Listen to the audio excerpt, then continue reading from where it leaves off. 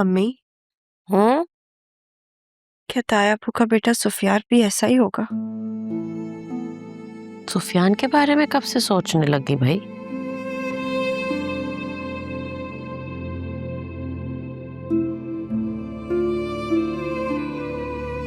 बस ऐसे ये सोच रही हूँ कि जैसा अरसलान है इतना बिगड़ा हुआ, इतना बदतमीज, और सुफियान तो बाहर अमेरिका में पला पड़ा है, वो तो इन दोनों से ज्यादा बिगड़ा हुआ होगा।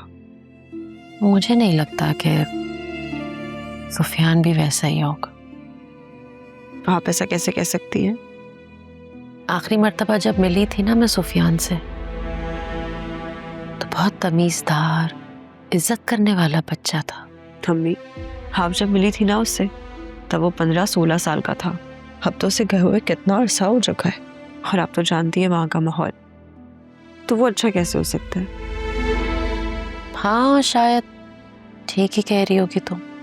क्या पता आप किस मिजाज का है, कैसी आदत का है, क्या कह सकते। मुझे तो पूरा यकीन है कि वो अरीशा और अरसलान से भी ज्यादा बिगड़ा हुआ होगा। अब इसीलिए मैं चाहती हूँ कि हम यहाँ से जल्द चले जाएं। बेटा इतनी जल्दी कैसे जा सकते?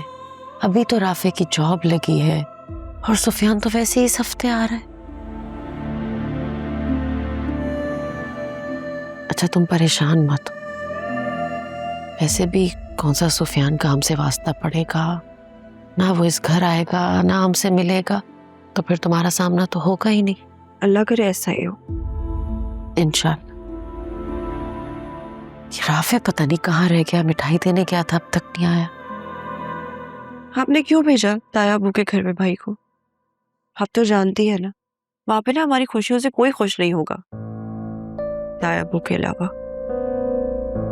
जानती हूँ बेटा, लेकिन राफे का जाना बहुत जरूरी था।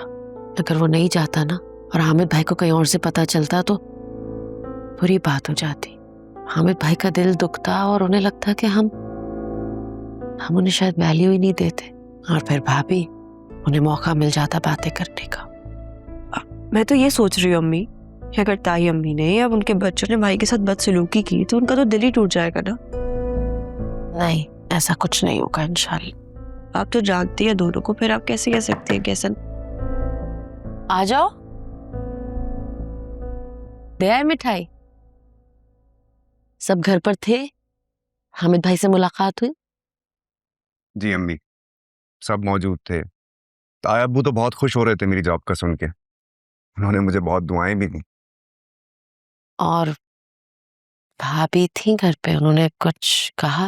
अम्मी आप तो जानती हैं ताई अम्मी कुछ कहे बगैर रहती कहाँ हैं। और अरीशा, उसे तो मेरी जॉब के बारे में यकीन ही नहीं आ रहा था। उसे लग रहा था मुझे कोई जॉब दे ही नहीं सकता। खैर उसको तो मैंने वही सुना दी। क्यों बेटा, क्या जरूरत थी जवाब देने की? और क्या होगा? क्या वो अगली दफा ऐसा नहीं करेगी या चुप हो जाएगी? भाई, मैं इसीलिए चाहती हूँ कि हम यहाँ से ना फौरन चले जाएं, ताकि हमारी खुशियों को हम अकेले मना सकें। अरे मेरी प्यारी बहना, मैं तुम्हें बहुत जल्द यहाँ से लेकर जाऊंगा। अभी तुम मुझे एक कप चाय बनाकर दो ना, तो मजा आ जाएगा। जी। तुम रहने दो, मैं बनाती हूँ चाय। तुम चलो अपने कमरे में, मैं लाती हूँ। ठीक है।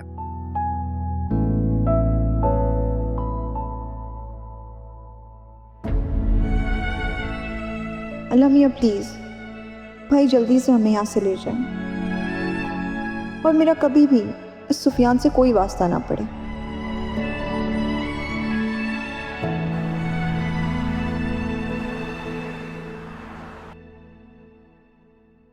राफे की जॉब हो गई और मुझे बहुत खुशी है। ऐसा लग रहा है जैसे मेरा अपना बेटा कामयाब हुआ।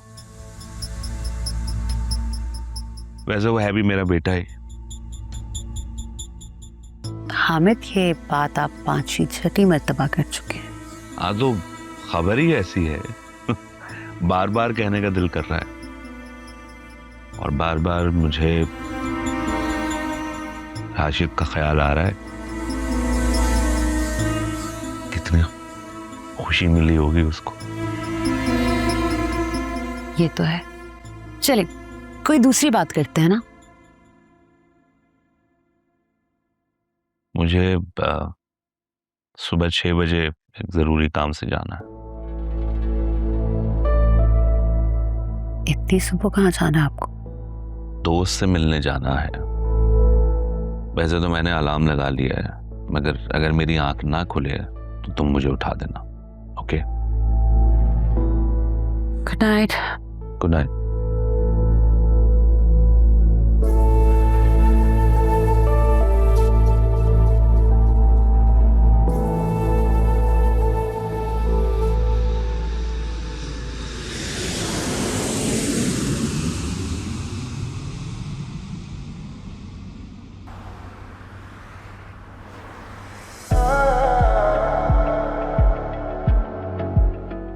Oh, I just cannot tell you, Baba, how glad I am to be back. मेरा बेटा वापस आ गया।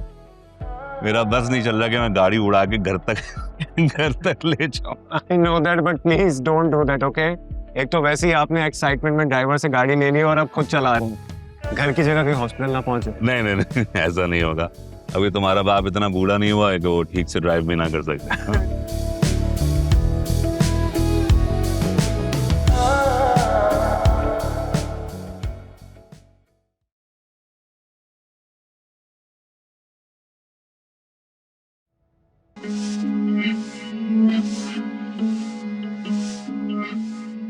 अस्सलाम वालेकुम चाची। खैरियत है? आज आप अकेली आई हैं? जायशा नहीं आई आपके साथ? कहाँ है वो? जायशा कहाँ है कहाँ नहीं, तुम्हें उससे कोई गर्ज नहीं होना चाहिए। गलत बात चाची, पल में पराया कर देती हैं आप वैसे मुझे। आप मेरी चच्ची हैं, मेरी कज़न है जायशा। आई मीन, जो तो ख्याल होगा ना आप दोनों का। वैसे चच्ची एक बात बताऊं, मुझे अच्छा नहीं लगता हम आपसे सारा काम करवाती हैं, वो भी इस उम्र में यार। लेकिन चच्ची जायशा को ख्याल होना चाहिए आपका। उसको तो आना चाहिए था ना आपकी मदद करने के लिए। वैसे बताया नहीं आपने, है कहाँ वो? बीमार है या कोई हादसा हुआ उसके साथ? जायशा इतनी कमजोर नहीं है कि किसी भी बीमारी या हादसे से डर जाए, और हादसा करने वालों को वो मुंह तोड़ जवाब देना जानती है। इसीलिए जो उसे बेबस और कमजोर समझते हैं ना, वो उससे दूर ही रहे तो बेहतर होगा।